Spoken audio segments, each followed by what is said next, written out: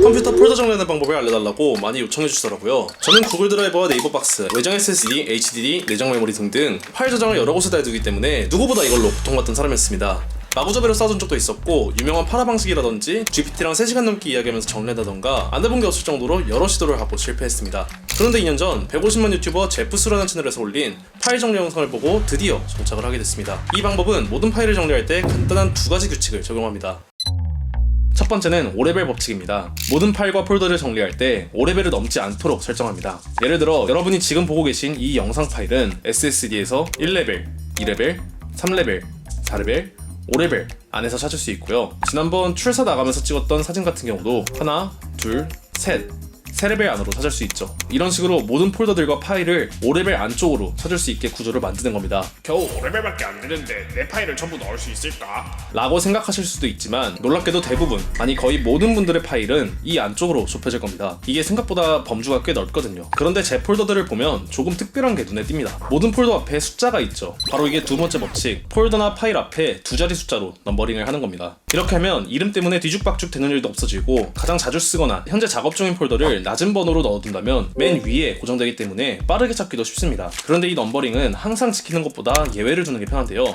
그건 조금 뒤에 자세히 설명하겠습니다. 넘버링을 할 때 폴더 번호는 두 자리 숫자로 최대 99까지로 제한을 둡니다. 그러니까 한 레벨 안에 최대 99개의 폴더를 만들 수 있는 거죠. 이때 99번 폴더를 아카이브 폴더로 활용을 해줍니다. 프로젝트가 끝났거나 당분간 사용할 일이 없는 폴더들이 생기면 99번 아카이브 폴더를 만들어서 안에다가 넣어주면 되죠. 예를 들어 편집 외주를 받은 채널이 A, B, C, D, E 5개가 있었는데 C와 D 채널이랑 계약이 끝났다고 가정해봅시다.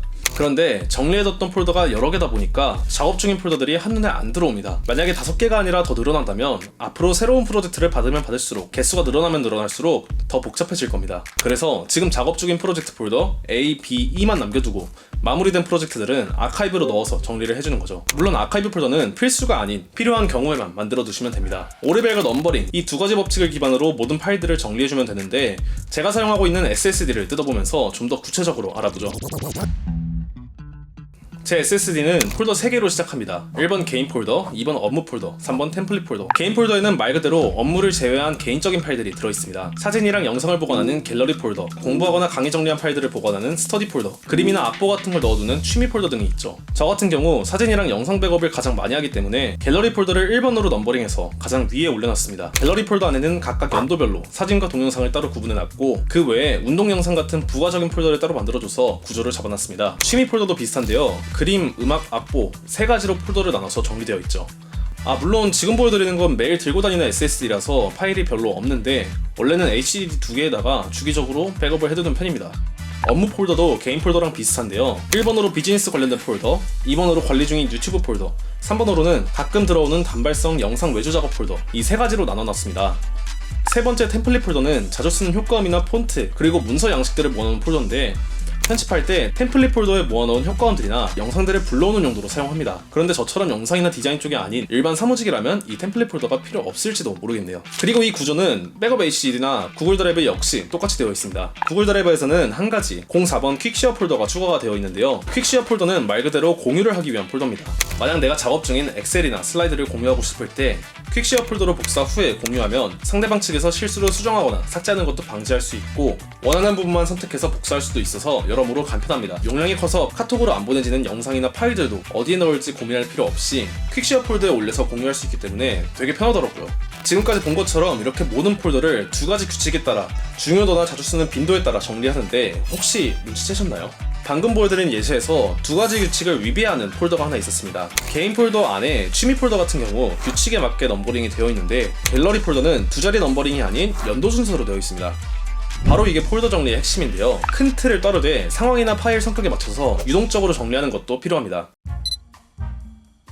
사진이나 동영상 같은 경우는 중요도보다 시간 순서대로 정리하는 게 찾기도 쉽고 관리하기가 편하죠. 마찬가지로 단발성 외주 작업 같은 경우도 시간 순서대로 분기별로 관리하는 게 편하기 때문에 분기별로 네이밍을 해서 작업했던 시간 순으로 정리해뒀습니다. 마찬가지로 유튜브 채널 폴더 같은 경우 중요도가 아닌 여태 관리했던 유튜브 채널들의 시간 순서대로 넘버링을 해놨습니다. 그래서 가장 위에 있는 이 두 폴더가 하나는 1번, 하나는 14번인 거고요. 더 이상 관리하지 않는 채널들은 아까 말했던 아카이브 폴더에 들어가 있죠. 유튜브 채널에 올라가는 콘텐츠 파일들은 보통 채널 운영을 하다 보면 영상이 기본 100개 이상은 넘어가기 때문에 제작 순서에 따라 세 자리 숫자로 넘버링해서 관리합니다. 물론 가끔 별로 중요하지 않는 파일은 대충 넣어놓기도 합니다. 너무 강박적으로 정리하다 보면 귀찮아서 결국에는 망가지더라고요. 여러 번 실패해보니까 가끔은 완벽주의를 내려놓을 때가 필요하다는 걸 느끼게 되더라고요. 그런데 이렇게 파일 이름을 유동적으로 가져가기 때문에 네이밍할 때 기준을 정해두지 않으면 애써 정리해놓은 구조가 금방 망가질 수도 있습니다.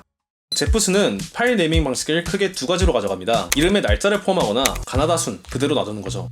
날짜를 포함하는 경우 네이밍은 연도만 표기, 연도랑 분기 표기, 연도랑 월 표기, 연도랑 월 날짜까지 상세 표기 이렇게 네 가지로 나뉩니다. 이 중에 어떤 형식을 선택할지는 파일의 성격에 따라 유동적으로 결정합니다. 검색으로 찾는 일이 많은 파일들은 단순하게 표기할수록 빠르게 검색이 가능하죠. 예를 들면 프로젝트 폴더나 회의록 같은 파일들 말이죠. 반대로 정산이나 증빙, 계약 관련된 문서 같이 시점을 세부적으로 표기해야 되는 파일들은 폴더 위치를 기억하기 쉽게 세팅해 놓는 것이 좋습니다. 시간 순서에 의존적이지 않는 문서들 역시 폴더 위치에 기반하여 관리하고 네이밍은 가나다 순, 알파벳 순으로 그대로 두는데 제프스 같은 경우는 대부분의 문서 제목에 회의록, 작업용 문서, 브리핑 슬라이드, 양식 같은 정해놓은 특정 키워드들을 넣어 검색하기 쉽게 관리한다고 합니다만 저는 너무 복잡해지는 게 싫어서 위치만 잘 기억해두고 대충 때려 넣는 편입니다. 예를 들어서 외부 업체랑 협업하는 경우 왔다 갔다 하는 문서들이나 파일들이 많은데 해당 프로젝트 폴더 안에 문서 폴더를 따로 만들어 그 안에 사업자 등록증이나 기획안, 계약서 같은 모든 문서들을 한 번에 몰아넣어서 관리하고 있습니다. 이 구조만 적용한다면 정말 대부분의 파일들은 모두 관리가 가능할 겁니다. 여기에 더해 실제로 관리를 할 때 알아두면 훨씬 편한 꿀팁들을 몇 가지 더 말씀드리겠습니다.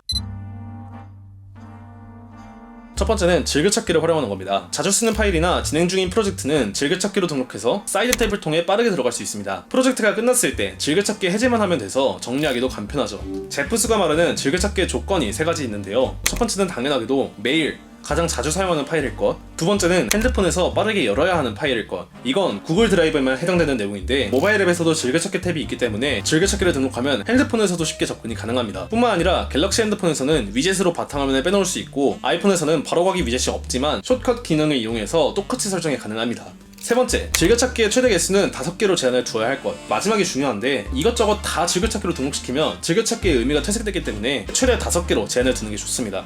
저 같은 경우는 요즘 하고 있는 운동 프로그램 엑셀 파일, 그리고 관리 중인 유튜브 채널 폴더 2개, 이렇게 3개만 즐겨찾기에 넣어놓고 사용 중입니다. 검색 기능을 활용해서 파일을 찾을 때 구글 드라이브나 맥은 검색 엔진 최적화가 잘 되어 있어서 빠르게 파일을 찾을 수 있습니다. 만 윈도우 탐색기는 왜 만들어놨을지 모를 정도로 군뱅이 뺨치는 미친 검색 효율을 보여줍니다. 이럴 때 에브리띵이라는 프로그램을 사용하면 글자를 입력하자마자 파일과 폴더를 0.1초 만에 보여주기 때문에 속 편하게 사용할 수 있죠. 작업을 하다 보면 최종, 최최종, 최최최최종, 최최최최최 늪에 무조건 빠지게 됩니다. 수정이 늘어나면 늘어날수록 최종의 의미가 퇴색되어 갈 텐데 저 같은 경우 파일 이름 마지막에 v1.0으로 표기를 해놓고 수정이 더해질수록 v1.1, v1.2 같은 방식으로 나열을 해갑니다. 혹은 더 쉽게 v1, v2, v3 같은 방식으로 해도 좋습니다. 폴더 구조 방식에 완벽한 정답은 없습니다. 그러나 과한 구조화나 최적화는 오히려 생산성을 저하시키기 때문에 여러분의 상황에 맞는 딱 한 가지 시스템과 네이밍 규칙을 정해서 계속 만들어 나가는 게 가장 좋은 방법이라고 제프스는 말하더군요. 고정 댓글에 남겨둔 원본 영상에서 오늘 영상에서 미처 다루지 못했던 바로가기 활용법이나 다른 방법들도 자세히 나와 있으니까 관심 있으신 분들은 참고하시면 좋을 것 같고요. 제프스의 방법에서 제 스타일에 맞게 살짝 변형한 구조들을 오늘 설명드렸는데 폴더 구조에 고민이 많으신 분들에게 도움이 됐으면 좋겠습니다. 제가 말했던 방법 외에 더 좋은 방법이나 꿀팁이 있다면 댓글에 자유롭게 남겨주세요. 그럼 이만.